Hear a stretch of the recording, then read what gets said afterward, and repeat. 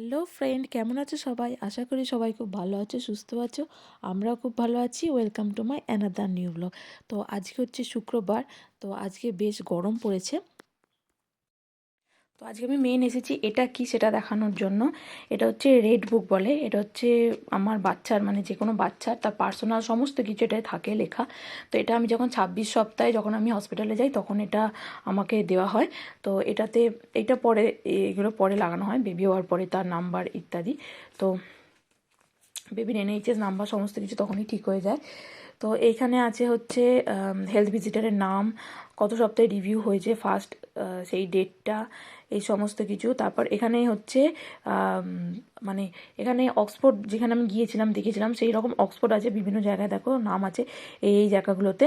তো আমাদের এটা হচ্ছে অক্সফোর্ড সেন্টার, আমাদের গ্রামে যেটা আছে সেটাতে হচ্ছে 1:30 থেকে 3টের মধ্যে গিয়ে তো সমস্ত কিছু কোনো মানে বাচ্চার, যেমন আমাদের ওখানে যেমন হেলথ সেন্টার আছে সেই রকম যে দিদিরা থাকে, যেমন ভ্যাকসিন নেওয়া, তারপরে হচ্ছে তোমার ওয়েট করানো, সে সমস্ত দিন আলাদা আলাদা আছে, একই জায়গাতে সমস্ত কাজ হয়। তারপর প্লে স্কুল আছে সমস্ত কিছু। তারপর যদি বাচ্চার কোনো রকম শরীর খারাপ হয়, কিছু হয়, বাচ্চার ব্যাপারে কিছু জানার হয়, সেটার জন্য ওখানে হেলথ ভিজিটার বসে থাকে, তাকে জিজ্ঞেস করে করতে হয়। আর এটা একটা ওয়েবসাইট, বাচ্চা সম্পর্কে কিছু যদি জানার থাকে এখান থেকে করতে হয়। তারপর এটা হচ্ছে বাচ্চার প্রথম আসার পরে ওর যে চেক আপ হয়েছিল সেটাতে ওর হচ্ছে অনেকটা ব্লাড নিয়ে গেছিলো, সেটা এই সমস্ত অসুখগুলো ওর আর কি চেক আপ হয়েছিল সেই ব্লাডে। তো সেই সমস্ত কিছু এখানে লেখা আছে। আর এই যে ওর নাম লেখা আছে, তো ওর তখনও নাম ঠিক হয়নি, তো সেই জন্য মায়ের সারনেম দিয়েও সারনেম রাখা হয়। তো সেই জন্য এখানে বিবি ঘোষ লেখা আছে। তো এখন তো নাম দেওয়া হয়ে গেছে, তো ওটা চেঞ্জ করে দিয়েছে। এছাড়া হচ্ছে এটা হচ্ছে এখন তো 4 মাস এরকম চলছে। তো এটা চাইল্ড ভিজিটার এখন আর আসবে না, আবার 1 বছর পরে আসবে। তো সেই জন্য এখানে এইটা দিয়ে গেছে। এটাতে বাচ্চার টিথিংয়ের সময় কী কী প্রবলেম হয় এবং কী কী খাওয়াতে হয়, কীভাবে খাওয়াতে হয়, সমস্ত কিছু এখানে লেখা আছে। সমস্ত কিছু কীভাবে খাওয়াতে হয়, গ্রিপে ধরার জন্য 7 থেকে 9 মাসের কী, 10 থেকে 12 মাসের কী, সমস্ত কিছু, 6 মাসের পর থেকে কী কী সমস্ত কিছু এখানে লেখা আছে। আর একটা কথা বারবার বলে দিয়ে গেছে যে 2 বছরের আগে চিনি এবং নুন একদম দেওয়া যাবে না, আর বালিশ একদম দেওয়া যাবে না। ঠিক আছে? তো এইগুলো, এটা আমার মনে হয় ওখানেও ফলো করা উচিত। তো এইগুলো। আর হচ্ছে এটা হচ্ছে একদম ফার্স্টে বিসিজি ভ্যাকসিন নিয়েছিলাম, সেটার কী কী হয়, জ্বর আসে বা কী হয়, প্রবলেম হয়, সেগুলো এখানে লেখা আছে। তো ওর কিছু হয়নি, এটা কিছু হয়ও না। এটা বিসিজি ভ্যাকসিন যে টিবির ভ্যাকসিন, অ্যাকচুয়ালি এশিয়ান কান্ট্রিতে টিবিটা খুব হয়, এটা এখানে যেটা একদমই হয় না। তো সেই জন্য এখানে এশিয়ান কান্ট্রির যারা থাকে তাদেরকে এই ভ্যাকসিনটা দিতে হয় আলাদা করে। তো এটা। আর হচ্ছে এইটা একটা দেওয়া হয়েছে, এটাতে হচ্ছে যখন হওয়ার পরে ওর কী কী ভ্যাকসিন দেওয়া হয়েছে সমস্ত কিছু এটাই লেখা আছে। তো এই যে ওর হ্যাঁ, হওয়ার পরে ওর কান আর চোখ চেক করা হয়েছিল, সেগুলো একদম ঠিকঠাক আছে সমস্ত কিছু। এই যে লেখা আছে স্কিন টিন সমস্তগুলো ঠিকঠাক আছে। আর হওয়ার পরেই একদম ওকে ভিটামিন কি একটা ইঞ্জেকশন দেওয়া হয়েছিল, সেইটা এখানে লেখা আছে সমস্ত কিছু। আর এই যে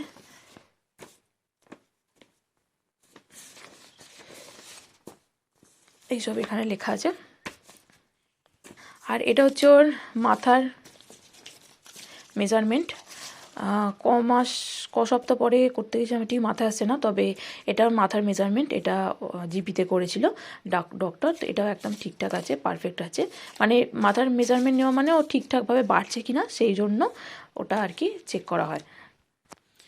এরপরে পেজে হচ্ছে এখানে যে আমার একটা হিলিংয়ের জন্য, আমার স্টিচ হিলিংয়ের জন্য একটা ওষুধ দিয়েছিলো সেটা, আর ওর সর্দির জন্য একটা লিকুইড দিয়েছিলো সেটা। তো এখানে হচ্ছে নাম্বার দেওয়া আছে, আর এখানেও নাম লেখা আছে। আর এটা হচ্ছে ভিজিটারের নাম আর ফোন নাম্বার। এখানে হচ্ছে ফ্যামিলি হিস্ট্রি, কারোর কিছু নাম ধাম এইসব, তারপরে হচ্ছে আমাদের কোনো আই প্রবলেম ইত্যাদি, আমার আগে কোনো বেবি আছে কিনা, তার কী কী প্রবলেম সেগুলো লেখার জন্য এটা। কীভাবে বাচ্চা সামলাতে হয় সেটা এখানে লেখা আছে। ইনফরমেশন অ্যান্ড অ্যাডভাইস, এটা হচ্ছে মায়ের সার্ভিস, মা বাবা কীভাবে বাচ্চাকেই, দেখো মা এখানে নিয়ে আছে, বাবা হেল্প করছে মাকে। তো বাবারকেও বাচ্চাকে নিয়ে থাকতে হয়, কারণ মায়ের তখন ডিপ্রেশন চলে, পোস্টপার্টাম ডিপ্রেশন। তো সেই সময় বাবাকে এই সময় বাচ্চা সামলাতে হয় কীভাবে, সেই সমস্ত কিছু এখানে লেখা আছে।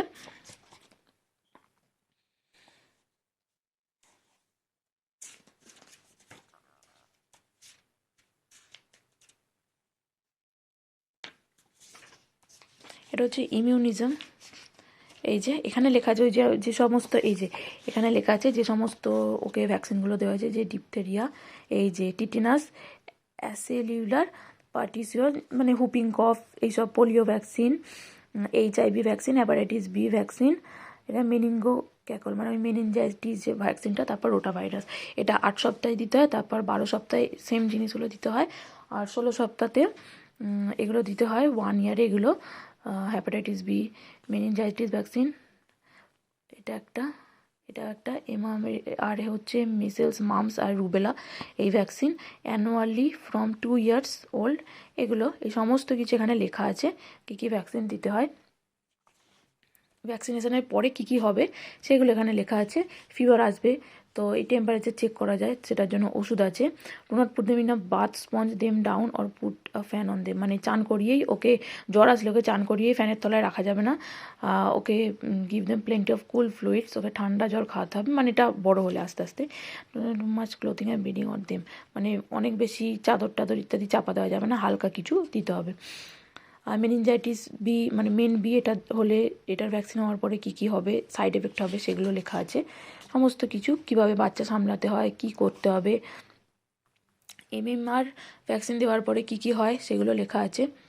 আর এইখানে এই যে দেখিয়েছিলাম আগের দিনই যে ভ্যাকসিন দেওয়া হয়েছে সেগুলো সমস্ত লেখা আছে।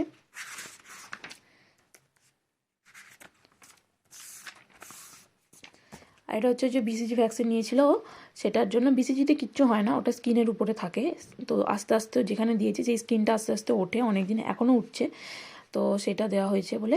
আর এটা ইন্ডিয়ার, আমরা যেহেতু অরিজিন সেই জন্য ইন্ডিয়া লেখা, আর এখানে স্টিকার মারা, এখানেও কে নিয়েছে, ডক্টরের নাম, ডেট, এই সমস্ত দেওয়া।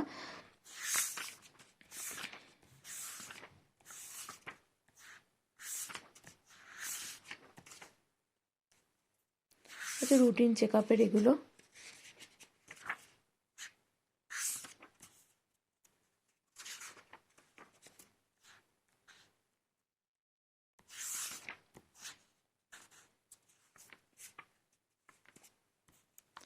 হচ্ছে বাচ্চার বডি ঠিকঠাক আছে কি না এটাও চেক করে। এরপর হচ্ছে এখানে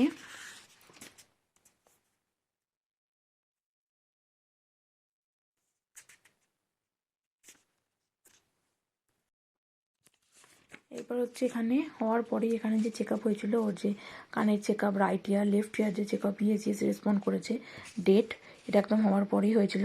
রিস্ক ফ্যাক্টর কিচ্ছু নেই, আর এগুলো আর হবে না, সে যে করেছেন তার সিগনেচার, এখানে নাম ধাম এসব লেখা।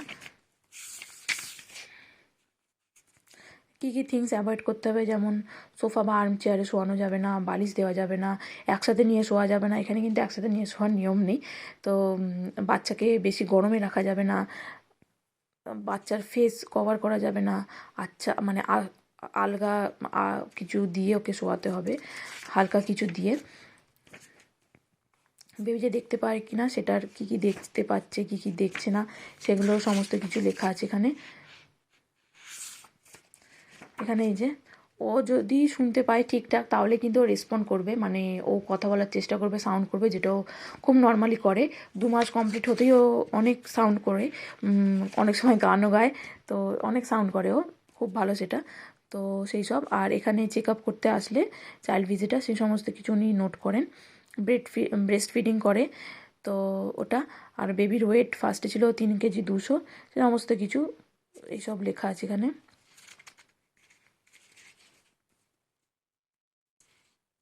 কতক্ষণ ধরে ব্রেস্ট ফিডিং করতো, তখন 20 মিনিট ধরে করতো ব্রেস্ট ফিডিং, এটা লেখা আছে। তারপরে যখন চেক আপে আসে তখন এগুলো লেখে যে ওর রেগুলার চেক আপ হচ্ছে কিনা, সমস্ত কিছু এখানে। ব্রেস্ট ফিডিং আমি শুধুমাত্র ব্রেস্ট ফিডিংয়ে করাই, সেই জন্য টোটালিতে দেওয়া। পার্শিয়ালি মানে ব্রেস্ট ফিডিং আর ফর্মুলা দুটো হলে হচ্ছে partially, are not at all মানে হচ্ছে আমি শুধু ফর্মুলা খাওয়াই, তাহলে এটা নট অ্যাট অল হবে।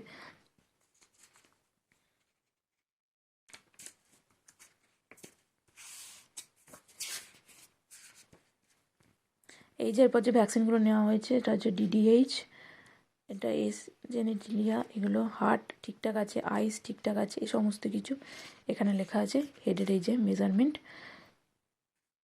এটা এটা লাস্ট যেদিন দেখতে ছিল বোধহয় সেদিনে।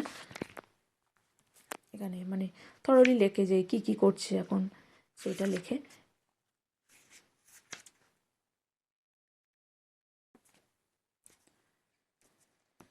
এটা ওর চেক আপের লুইজ এসেগুলো লিখতো, মানে আমার চাইল্ড ভিজিটার এসেগুলো লিখতো প্রত্যেকদিন, মানে কি কি করছে না করছে, কিভাবে কি করছে ও, সে সমস্ত কিছু।